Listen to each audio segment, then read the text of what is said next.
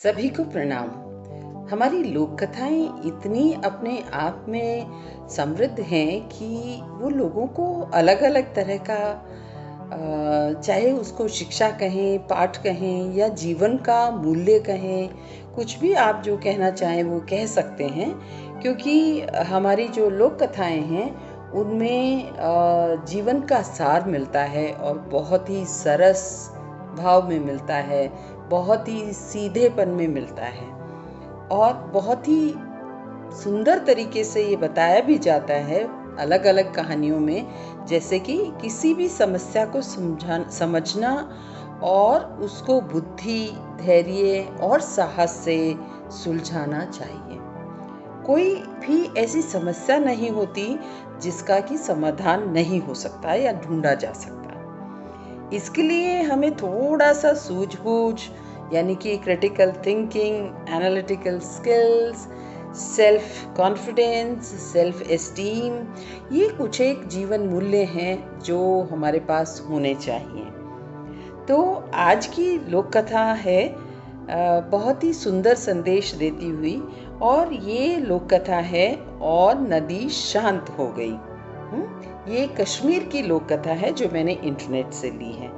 इस कहानी को हिंदी में ट्रांसलेट किया है रचना भोला यामिनी जी ने। तो देखते हैं, ये आमिर जी ने लिखी है, तो देखते हैं क्या है कहानी। तो कहानी है कि बहुत समय पहले कश्मीर में एक राजा राज करता था। बड़ा दयालु और दानी था। प्रजा की भलाई के लिए नित नई योजनाएं बनाता रहता। मगर पिछले कई वर्षों में एक ऐसी समस्या उनके सामने आ गई थी कि जितना भी वह उसके बारे में सोचता उतनी ही वह उलझ जाती। और समस्या थी बाढ़ की। जैसे आजकल कितनी बारिश हो रही है, जगह जगह पर बाढ़ आई हुई है। इसी तरह से कश्मीर घाटी के बीच एक नदी बहती थी, आज भी बहती है, जिसको कि हम झेलम नाम से जानते हैं।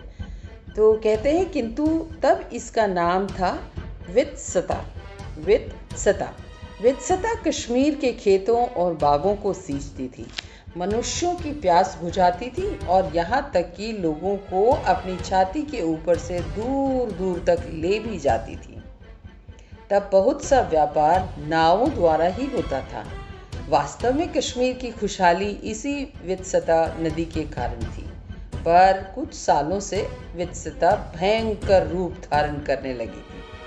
वर्षा ऋतु आती तो नदी उमड़कर अपने किनारों को तोड़ती हुई मदमस्त हाथी की तरह बस्तियां उजाड़ती हुई, पेड़ पौधे रौंदती, मनुष्य और पक्षियों को बहा ले जाती थी। हर साल अनेक गांव बर्बाद होते थे और बहुत सारे लहलाते धान को भी नष्ट कर जाती। राजा को कुछ भी सूझ नहीं रहा था। उसने दरबार बुलाया और समस्या अपने मंत्रियों और विद्वानों के सामने रखी। किसी ने सुझाव दिया, महाराज, लगता है प्रकृति की हम पर नाराजगी है। ईश्वर हमें दंड दे रहा है, इसलिए माता समान वित्सता नदी हमारा विनाश करने पर तुली है। उसे प्रसन्न करने के लिए महायज्ञ किया जाना चाहिए। राजा ने सोचा कि हो न हो यह मेरे ही किसी पाप की सजा मेरी प्रजा को मिल रही है।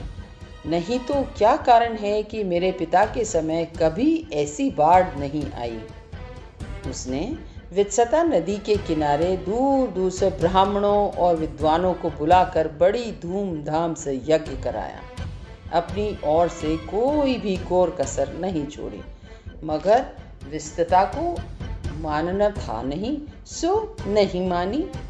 पहले ही की तरह भयानक रूप से तबाही मचाती चली गई। किसी ने कहा, नदी माता को बलि दो। इस पर कई बकरियों की बलि चढ़ाई गई। मगर वित्सता जैसे इससे और भी क्रोध में आ गई। उसमें पिछले साल से भी अधिक भयंकर बाढ़ आई। एक दिन राजा अपने दरबार में बैठा इसी सोच में डूबा हुआ था। तभी द्वारपाल ने आकर बताया कि एक युवक महाराज के दर्शन करना चाहता है। वह कहता है कि मैं वित्सता को शांत करने की कला जानता हूँ। राजा चौंक पड़ा। एक बार तो सोचा कि कहीं कोई ठग तो नहीं जो धोखा देकर धन ले जाना चाहता हो, पर फिर यह सोचकर भुला भेजा कि मिल लेने में क्या हर्ज है। हो सकता है कि उसके पास सचमुच कोई मंत्र हो। युवक उसके सामने आया तो उसे देखकर राजा एकदम निराश हो गया। उसने सोचा कि कोई जटाधारी सन्यासी होगा, पर उसके सामने खड़ा था एक सुंदर, स्वस्थ और पढ़ा लिखा नौजवान। नदी को वश में करने की शक्ति उसमें होगी, ये सोचना भी मूर्खता थी। बेमन से राजा ने पूछा, युवक, तुमने जो दावा किया है क्या वह सच है? युवक ने गंभीरता से जवाब दिया, राजन, इस कठिन समय में आप जैसे राजा के साथ मजाक करने की मूर्खता मैं कैसे कर सकता हूँ? मैं सचमुच विस्तृता नदी के क्रोध को शांत कर सकता हूँ। मुझे केवल 10,000 रुपए चाहिए। सबको बड़ी हैरानी हुई कि युवक बिना किसी तपस्या, बिना किसी यज्ञ, बलि अथवा पूजा किए ही नदी को वश में करेगा। किसी भी मंत्री या पुरोहित को इस पर विश्वास नहीं हुआ। मंत्री ने कहा, महाराज, इस धोखेबाज की बातों में न आए। लगता है धन लेकर ये देश से बाहर चला जाएगा। राजपुरोहित ने भी कहा, राजन, मेरे विचार से इस युवक का दिमाग खराब है। नहीं तो जहाँ बड़े बड़े पंडित कुछ नहीं कर सके, वहाँ ये पागल क्या कर सकता? इस पर युवक बोला, महाराज, आप पहले तो अपने राजवैद्य से मेरी जांच करा लें कि मैं पागल हूँ या नहीं। फिर मेरे साथ अपने किसी कर्मचारी को लगा दें ताकि मैं देश छोड़कर न जा सकूं। 1 सप्ताह के भीतर यदि विस्तृता नदी अपनी सीमाओं में न बहने लगे तो जो आपके मन में आए वह दंड मैं भोगने को तैयार हूँ। अगले दिन राजधानी श्रीनगर में यह समाचार आग की तरह फैल गया कि एक पागल नदी को वश में करने वाला है। सुबह से ही बहुत से लोग नदी के किनारों पर तमाशा देखने आ गए, क्योंकि वह युवक नाव में बैठकर नगर के एक छोर से दूसरे छोर तक जाने वाला था। नदी जहां श्रीनगर में प्रवेश करती है, वहां से युवक की नाव चल पड़ी। उसके साथ कई मटके थे। नाव कुछ ही आगे बढ़ी होगी कि युवक ने एक मटके में हाथ डाला और मुट्ठी भर सिक्के निकाले। यह देखकर सबको अचंभा हुआ कि इस पागल युवक ने सिक्के नदी में फेंक दिए। युवक ने फिर कुछ सिक्के निकाले और लोगों को दिखाते हुए फिर पानी में इस तरह फेंके जैसे कि कोई खेत में बीज बो रहा हो। पहले तो लोगों ने सोचा कि शायद ये कोई पूजा हो, मगर जल्दी ही वे समझ गए कि युवक बेमतलब पैसे फेंक रहा है, जैसे पैसे न हो, कंकड़ हो। अचानक दूसरे किनारे पर कुछ शोर सा हुआ। कुछ मनचले लड़के पानी में कूद पड़े और गोता लगाकर पैसे निकालने की कोशिश करने लगे।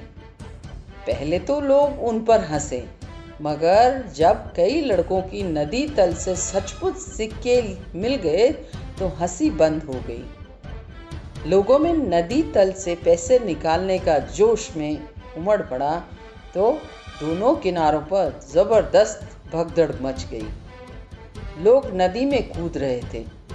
कोई दोनों हथेलियों में नीचे से कीचड़ निकाल रहा था, तो किसी ने छोटी सी टोकरी साथ ले रखी थी जिसमें कीचड़ भरकर वह किनारे पर लाकर उसमें से सिक्के खोजता। कुछ लोगों को इससे भी अच्छी तरकीब सूझी। वे दल बनाकर नदी तल से कीचड़ निकालकर नाव में भरने लगे।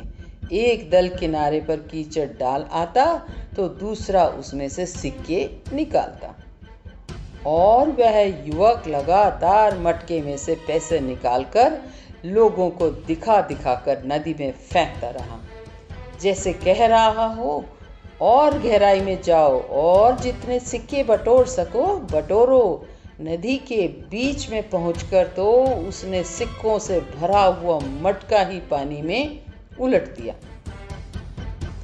ज्यों-ज्यों उसकी नाव आगे चलती, त्यों-त्यों सिक्के खोजने वालों की संख्या भी बढ़ती जाती।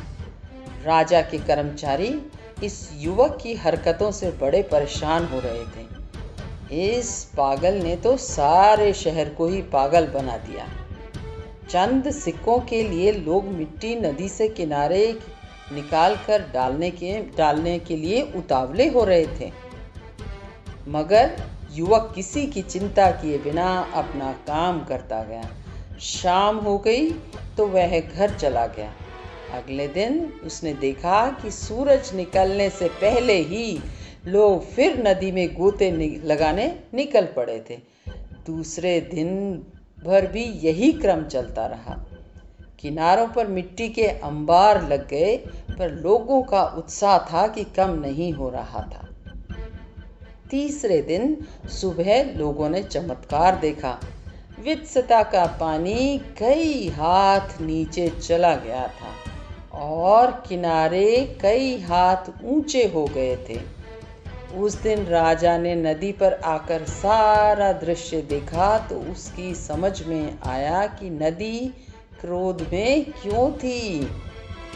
बरसों से नगर की गंदगी बहकर उसी में चली जाती थी, जिससे कि उसका तल ऊपर उठ गया था और पानी के बहाव में बाधा आ रही थी। इस सच्चाई को समझने के लिए यज्ञ और बलि की नहीं, प्रकृति के स्वभाव की जानकारी जरूर थी। और कहते हैं उस दिन के बाद नदी में बरसों तक बाढ़ नहीं आई और कई दलदलों से पानी निकलेगा। ऐसे ही एक स्थान पर एक नगर बस गया, जिसे आज सोहोर कहते हैं। तब उसका नाम सूर्यापुर था, क्योंकि वह उसी युवक की याद में बसाया गया जिसका नाम सूर्या था। तो देखिए, जहाँ चाहा वहाँ रहा। अलग सोच रखना और अपने ऊपर विश्वास रखकर कार्य को या काम को करते जाना। कहते हैं ना, अकेला ही चला था और जानिबे काफिला जुड़ता गया। तो देखिए, करने से कोई भी काम आसान हो जाता है। आशा है आपको कहानी ज़रूर पसंद आई होगी और इस कहानी को रोचक बनाने में मेरी मदद की है श्री मनोज जी ने। मैं कमलजीत यादव। धन्यवाद। बताइएगा कैसी लगी कहानी।